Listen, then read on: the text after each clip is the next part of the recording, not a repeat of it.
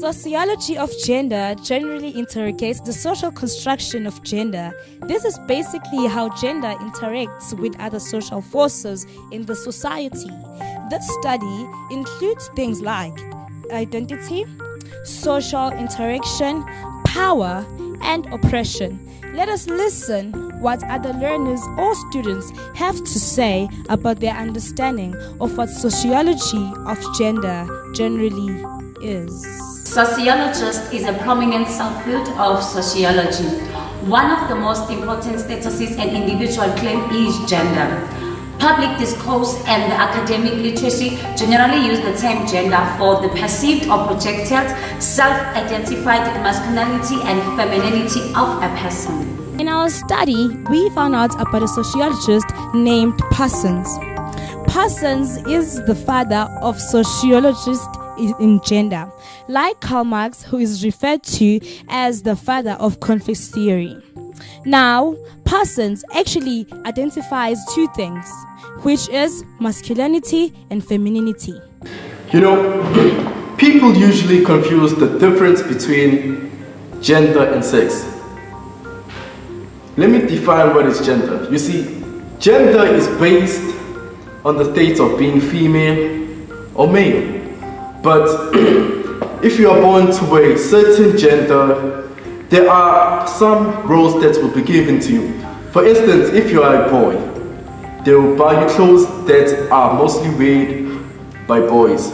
The toys that you would get, for instance, maybe you would get a car, bicycle, and if you're a girl, you would get maybe dolls, and your clothes will be a little bit feminine with the color pink.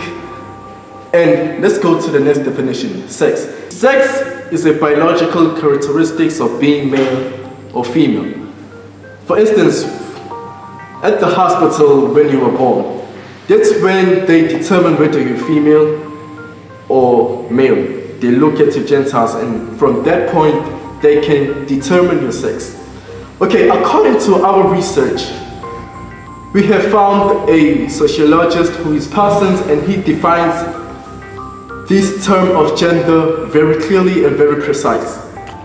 He firstly defines it with, he says there are two types of gender. There is the femininity type and there is the masculinity type. The femininity type goes in line with the woman. That's when women are given social roles that are such as household management. That means they have to manage the house. It can go from cleaning to make sure they take care of the children. And for masculinity, there are given roles that a man should work, should provide for the family, should be a breadwinner. And it is usually found that a male is more representative in a public sphere. That means they are more exposed to the public.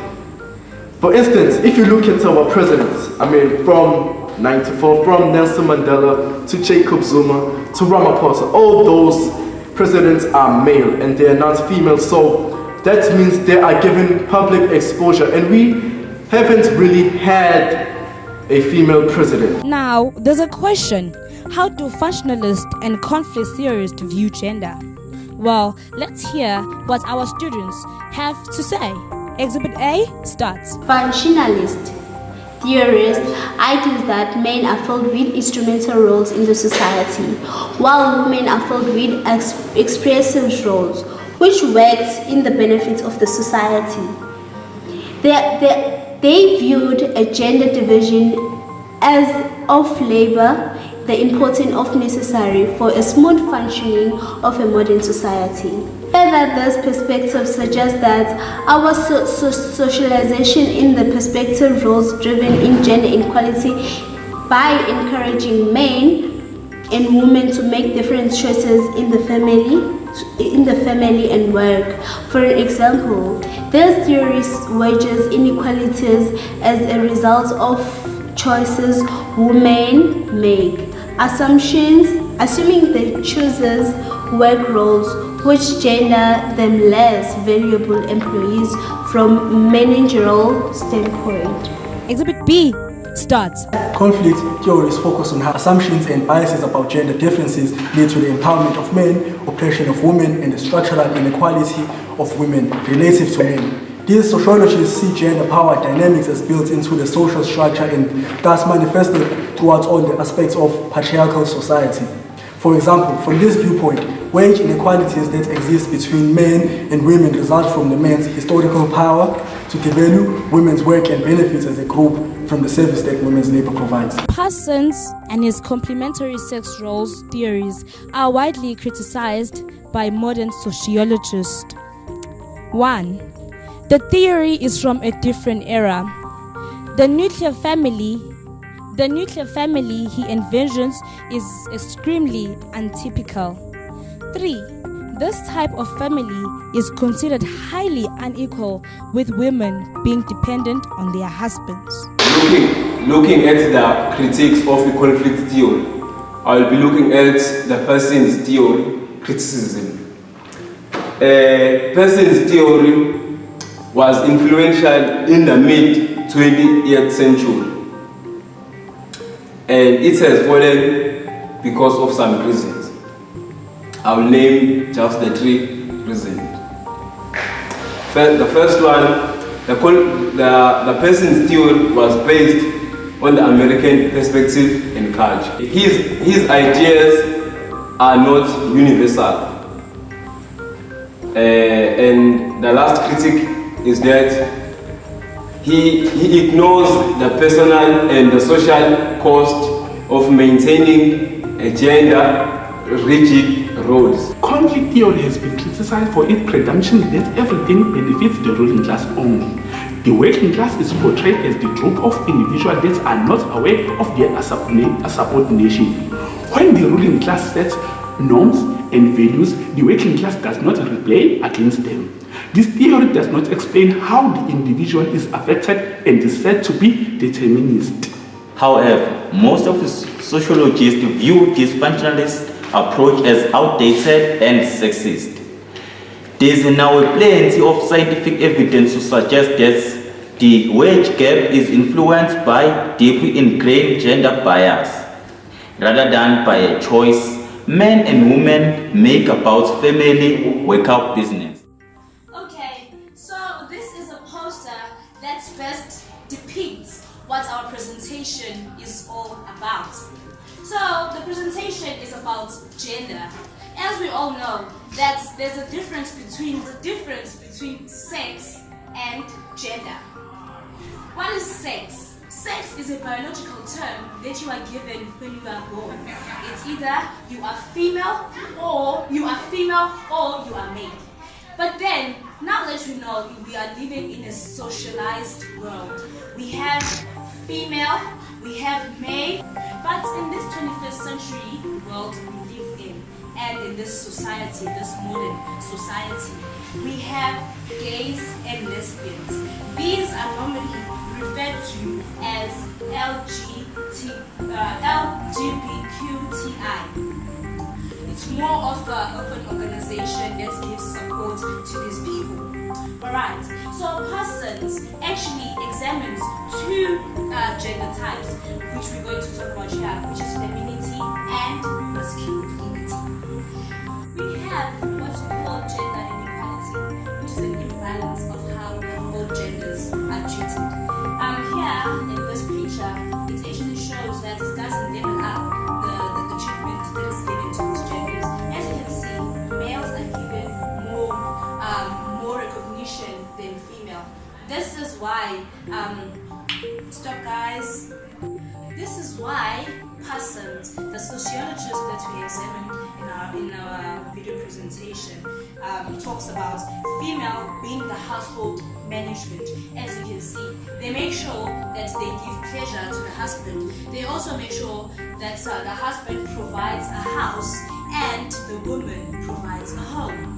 Alright, so as the woman does that, the male becomes the public sphere.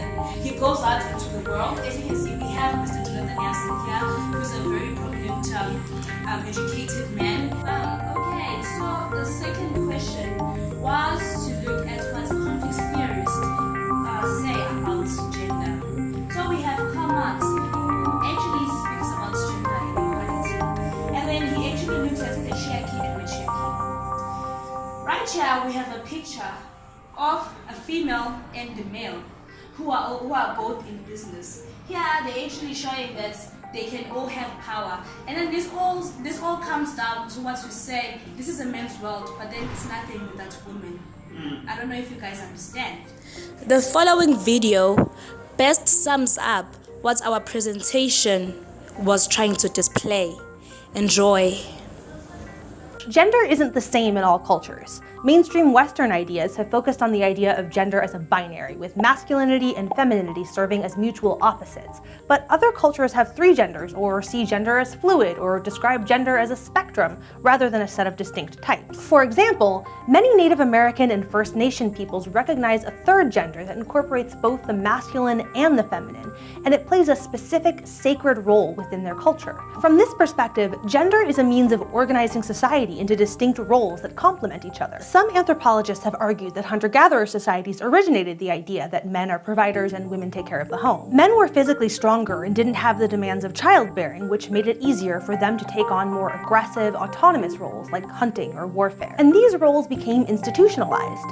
Even once physical strength was no longer important for many jobs, it was taken for granted that men would be the breadwinners and women would care for the children. Sociologist Talcott Parsons. He argued that boys and girls are socialized to take on traits that are complementary to each other, to make it easier to maintain stable, productive family units. Boys are taught what Parsons calls instrumental qualities, such as confidence and competitiveness, that prepare them for the labor force. Meanwhile, girls are taught expressive qualities, such as empathy and sensitivity, which prepare them to care for their families. Parsons' theory was that a successful family needs people to have complementary skill sets, and gender gives us a way of pairing off these skills. And society, in turn, encourages gender conformity by making people feel that they have to fit these molds if they want to be romantically desirable, and by also teaching people to reject those who go against these gender norms. Though this theory was influential in the mid-20th century, it's fallen out of favor for a few reasons. First, Parsons was basing his theory on a division of labor that was specific to middle-class white America in the 1940s and 50s. It assumes a heteronormative and Western perspective on what a family is, but not all families are nuclear units with one man, one woman, and a gaggle of children. When you expand the definition of family to include same-sex couples, single parents, multi-generational families, or childless adults, it's less obvious that you should assume that a man works outside the home and a woman works inside the home. Second, the idea of complementary genders rests on there being two distinct and opposite genders. Again, a Western perspective. The idea of gender as a binary isn't universal, and it ignores all those whose identities don't conform to a two-gender system. Third, Parsons' theory ignores the personal and social costs of maintaining rigid gender roles. Critics argue that the idea that men need to be the ones working outside the home to maintain family stability is arbitrary, and it reinforces gender dynamics that give men power over women. Now, another perspective on gender is the symbolic interaction approach.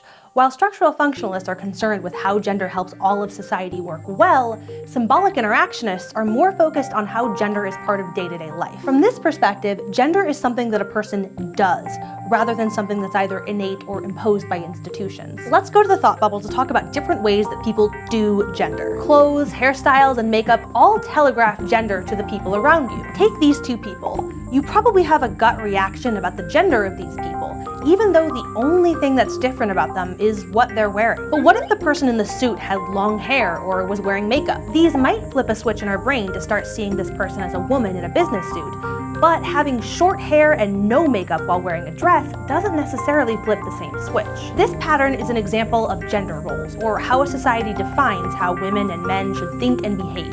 A man wearing a skirt is seen as more of a rejection of traditional gender roles than a woman wearing pants is. Body language and how people interact with each other are also part of how people do gender. Women are socialized to be deferential in conversation, meaning that they're more likely to make eye contact to show that they're listening, or to smile as a way of encouraging their speaking partner. Crossing your legs is called ladylike, whereas if you sit on the subway with your legs spread out, you might get glared at for manspreading. Thanks, Thought Bubble. These exercises in doing gender are good examples of how our society's definitions of masculinity and femininity are inextricably linked to each gender's power in society. Masculine traits are associated with power, taking up more space, directing the conversation, and are often valued more than feminine traits. In other words, everyday social interaction reflects and helps reinforce gender stratification. But a limitation of the symbolic interaction approach is that it focuses on the micro rather than the macro.